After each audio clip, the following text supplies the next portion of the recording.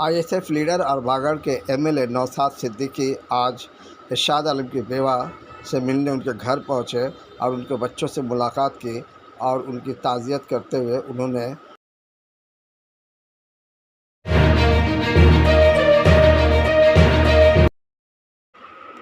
Kolkata corporation ward number 3 बेलगिछिया के रहने वाले इरशाद आलम की हत्या गुज़श्ता 28 जून को उद्यान हॉस्टल के कुछ स्टूडेंट्स ने इस कदर उन्हें पीटा कि अस्पताल में जाकर उनकी मौत हो गई। 28 जून के बाद से कई लीडरों ने इरशाद आलम के घर आए और उन्हें हौसला देने की कोशिश की। आज नौशाद आलम आईएसएफ लीडर और भांगड़ के एमएलए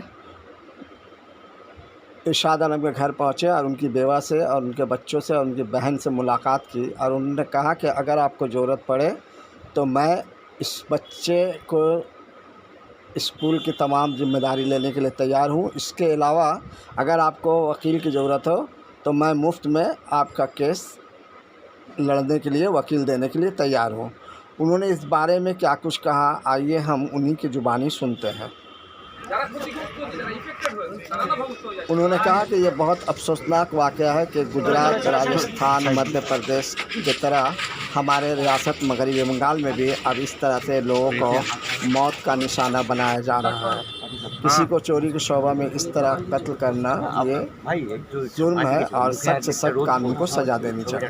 नौशाद भाई, इस तरफ देखें ज़रा, दिन ब दिन जिस तरह से मॉब लिंचिंग हो रहा है, बेगुनाह लोग मारे जा रहे हैं, इस बारे में क्या कहेंगे आप? देखिए, जो कलकत्ता में इरशाद आलम के साथ हुआ है उसके 1-2 दिन के अंदर भी न्यू टाउन में हुआ एक लड़के से 22 साल का लड़के के साथ एक अभी ये होना नहीं चाहिए। दुख की बात कि ये मॉब लिंचिंग हम लोग इससे पहले राजस्थान, उत्तर प्रदेश और शाम गुजरात ये इस स्टेट्स में हम लोग देख रहे थे, लेकिन दुख की बात क्या है अभी बंगाल में शुरू हो गया। जैसे इरशाद आलम को पूछ के जब बोला उसका नाम क्या है, उसका नाम जानने के बाद उसके ऊपर और टॉर्चर बढ़ाया। दुख की बात के लोकल प्रशासन जो है, जो स्टेट है, उसको और सख्त होना चाहिए।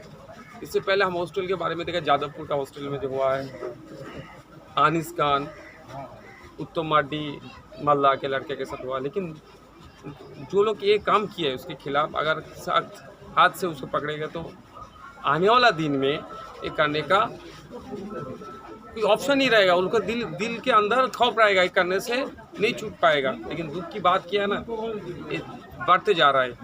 हम चाहेंगे इरशाद आलम के साथ जो लोग ये बदसलूकी किए हैं उसका कड़ी से कड़ी सज़ा मिले, उनको परिवार को के तरफ से को जॉब मिले, उसको जो कम्पनसेशन है उसको मिल जाए। और जो उनके 2 बच्चे हैं, एक क्लास 5 में पढ़ते हैं, क्लास 1 में पढ़ते हैं, एक लड़का एक लड़की है, सबको जॉब मिल जाए। पढ़ाई के बारे में सरकार को भी नज़र देना चाहिए। एक चीज़ हम चाहते हैं। 4 जून के बाद लगभग पश्चिम बंगाल में अब तक 14 मॉब लिंचिंग के मामले सामने आ गए हैं, जिसमें से 7 लोगों ने अपनी जान गंवाई है। जिस तरह पहले यूपी और गुजरात जैसे राज्य में ये सारी चीज़ें देखी जाती थी, लेकिन वो चीज़ अब बंगाल में भी दस्तक दे चुकी है। तो एज ए एमएलए आप इसको देखते हैं? देखिए, इसके बारे में हम शायद 23 तारीख से हम बंगाल का असेंबली सेशन शुरू होगा, इसके बारे में हम असेंबली के अंदर चर्चा करेंगे, बोलेंगे इसके बारे में। ये नहीं होना चाहिए, बंगाल का ये नहीं है, कल्चर नहीं है। इससे पहले हम उत्तर प्रदेश, गुजरात और हरियाणा इसको देख के हम लोग इसका निंदा करते थे। अभी बंगाल में, अब मेरे घर के बगल में हो रहा है, कोई सिक्योर नहीं है। क्यों नहीं है? इसको सिक्योर करना चाहिए। हर आदमी को सिक्योर करना की जो जिम्मेदारी है वो है सरकार, लेकिन सिक्योर नहीं हो रहा है। इसके बारे में हम चर्चा करेंगे। ये नहीं होना चाहिए।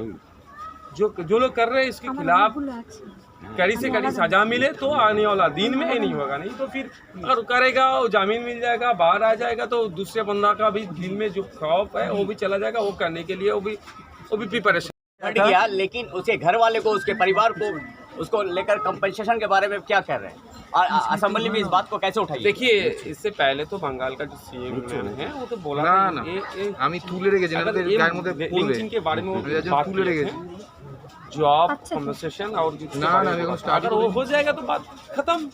इसके बारे में इसको लेके कोई पॉलिटिक्स नहीं करेगा, नहीं होगा तो फिर इसको लेके आगे जाएंगे हम लोग। उसको फैमिली के एक तो जॉब मिलना चाहिए, कम्पनसेशन मिलना चाहिए, हम लोग देखेंगे। सर मॉब लिंचिंग को लेकर असेंबली में बिल पास क्यों नहीं हो रहा? देखिए बिल पास होने के एक बात हुआ था गवर्नर के साथ और स्टेट के 2-4 सेंटेंस को लेके डिस्टर्ब हुआ था।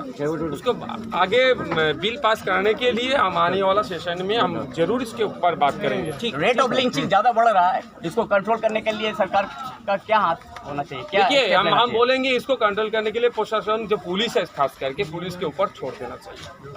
क्योंकि बात है पुलिस का जो राइट्स है वो पॉलिटिकल पार्टी ने उसको थोड़ा कमजोर करके रखा है। ठीक सर इस साथ के मामले में जो एक्यूज्ड है उसके लिए आप पनिशमेंट के लिए क्या कहेंगे आप? जो सर्वोच्च सबसे ज़्यादा उसको पनिशमेंट मिले चाहिए। ठीक है। चलो तो